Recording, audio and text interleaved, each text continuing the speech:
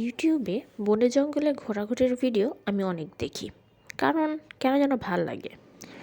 তো তাই নিজেরও অনেক দিনের ইচ্ছা ছিল যে কোনো একদিন আমিও এমন কিছু একটা এক্সপ্লোর করব, যেখানে চারপাশে গভীর বন। তো ফাইনালি সেরকম একটা সুযোগ আমার হয়ে গেল। তাই আমি আজকে আপনাদের সাথে নিয়ে জীবনে প্রথম এক্সপ্লোর করতে যাচ্ছি একটা ছোটোখাটো বন জঙ্গল। চলেন যাই। তো দুপাশে দেখতেই পাচ্ছেন কেমন, মানে কেমন যেন একটা জঙ্গল জঙ্গল ভাব মনে হচ্ছে। চারপাশ থেকে মানে ভয়ানক কোনো জীবজন্তু ঘাড়ের ওপর পড়তেই পারে।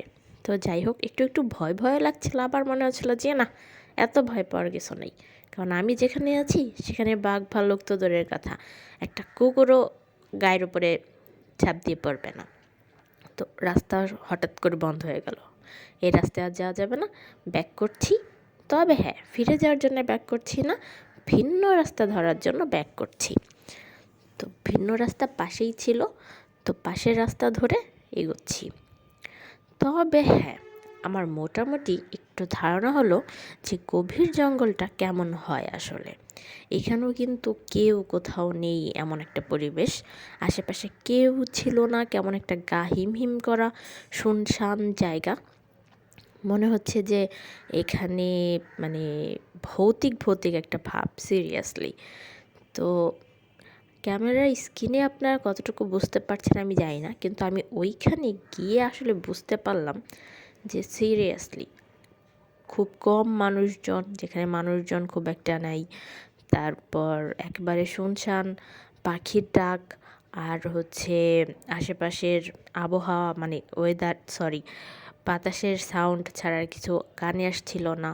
তো জায়গাটা বেশ গা হিম হিম করা। যদিও সকালবেলা আস্তে আস্তে দুপুর হয়ে যাবে, বাট তারপরও না গায়ে একটু হিম হিম করতেছিল। তো এই যে দেখতে পাচ্ছেন কেমন মানে গভীর জঙ্গল, এখানে মানে কেমন একটা ভৌতিক ভৌতিক পরিবেশ, তাই না? তো চলুন যাই হোক, এবার আমরা আরও সামনের দিকে এগোই। তো সামনের দিকে যেতে যেতে আমি আপনাদেরকে ইন্টারেস্টিং একটা জিনিস দেখাই, সেটা হচ্ছে এখানে অনেক লজ্জাবতী গাছ। সিরিয়াসলি একটা সময় ছিল লজ্জাপতি গাছের ওপর আমার ভীষণ অদ্ভুত রকম একটা আকর্ষণ ছিল, এখনও আছে, বাট এখন আসলে সেইভাবে আর লজ্জাপতি গাছের সাথে দেখা হয় না। এটা কিন্তু লজ্জাপতি ফুল, ফুলটা কিন্তু বেশ সুন্দর, দেখতেই পাচ্ছেন। আর আমরা সবাই জানি লজ্জাপতি গাছকে একটু টাচ করলেই সেই পাতাগুলো কুঁচকে যায়। তো যাই হোক, চলুন সামনের দিকে যাই। তো সামনের দিকে যাচ্ছি যাচ্ছি যাচ্ছি, থাম্বনেল দেখে অবশ্যই বুঝতে পেরেছেন যে শিয়ালের সাথে কিভাবে দেখা হয়ে গেল। হ্যাঁ, সেই গল্পটাই এখন আপনাদেরকে বলবো। তো এই হচ্ছে মানে গা হিম হিম করা জায়গাটাতে হাঁটছিলাম, হাঁটতে হাঁটতে কেমন একটু ভয় ভয়ও করছিল, কিন্তু নিজেকে ততবারই হচ্ছে শক্ত করে নিয়েছি যে না, এখানে আর কিছুই নেই, এখানে কিছু থাকতেও পারে না। বাট আশেপাশের মানে এসব খাল বিল একটু অন্যরকম, খালের ওপাশে হচ্ছে আরও গভীর জঙ্গলের মতো। তো এখানে আসলে আমার মতো আরও অনেকে এক্সপ্লোর করে গেছে, এটা বুঝতে পারছি, কারণ এখানে মানুষের আনাগোনা আছে। তো ফাইনালি আমরা আমাদের যে মূল গন্তব্যস্থান সেখানে প্রায় চলে আসছি, আর একটু বাকি। গভীর জঙ্গলে একটা জিনিস আমার খুব ভালো লাগে, মানে যান্ত্রিকতার কোনো সাউন্ড আপনি এখানে পাবেন না, সিরিয়াসলি। তো ওই যে টংটা দেখতে পাচ্ছেন, আমরা ওইখানেই বসবো। আর এই যে হচ্ছে এই টঙে আসা যাওয়ার রাস্তা, দেখেছেন কী অবস্থা।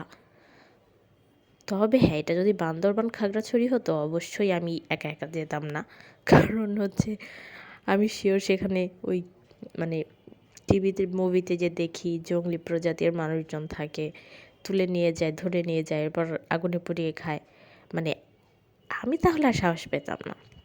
যেহেতু জায়গাটা আমার বাড়ির পাশেই, সেই জন্যই আসলে একটু যাওয়া। তবে হ্যাঁ, এটা আমার ফার্স্ট টাইম যাওয়া, আগে কখনো যাওয়া হয় নাই।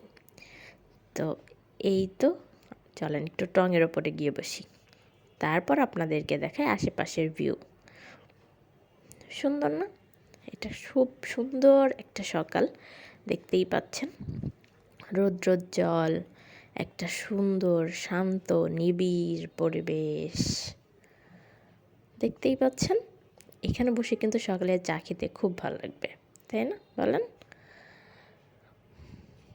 আমার কাছে তো ভীষণ, আমি 1 কাপ চা মিস করছিলাম।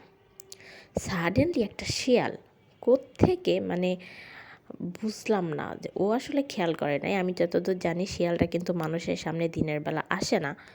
তো ও হচ্ছে মানে আমার কাছে মনে হচ্ছে ও আমাকে পাত্তাই দিল না। ও চিন্তা করছে ওইটা আবার কে, দৌড়ো, নিজের কাজ করি, এটা ভেবে ও কিন্তু আশেপাশে আসছিল। তবে হ্যাঁ, যদি একটা শিয়ালের জায়গায় অনেকগুলো শিয়াল হতো আমি হয়তো বা চিৎকার করে ফেলতাম। বাট একটা শিয়াল তো, আমার খুব ইন্টারেস্টিং লেগেছে যে ও কী করছে। আমার কাছে মনে হচ্ছে ও আমাকে কেন ভয় পাচ্ছে না। আর ওর মেবি মনে হচ্ছিল এইটা আবার কি, ও মনে হয় আমাকে দেখেই নি সিরিয়াসলি। আর ঝোপের আড়াল থেকে একটু তাকাতেও পারে, যে ইগোর কারণে হয়তো বা আমার সামনে দিয়ে যখন গেছে তখন আমার দিকে তাকায় নাই। ঝোপের আড়াল থেকে হয়তো বা আমাকে একটু দেখে নিচ্ছে যে কী অবস্থা, কে আসছে আমার পারমিশন ছাড়া আমার জায়গায়। এখানে কিন্তু শীতের পাখি আছে, আর এই পাখিগুলো বেশ বড়, মানে দেখে মনে হচ্ছিল মানে কি বলবো, আমাদের দেশীয় কোনো পাখি না, এরা বিদেশ থেকে উড়ে এসছে। এদের স্ট্রাকচার দেখে আমার তাই মনে হয়েছে, বেশ বড়। এই হচ্ছে আমার আজকের এক্সপ্লোরিং।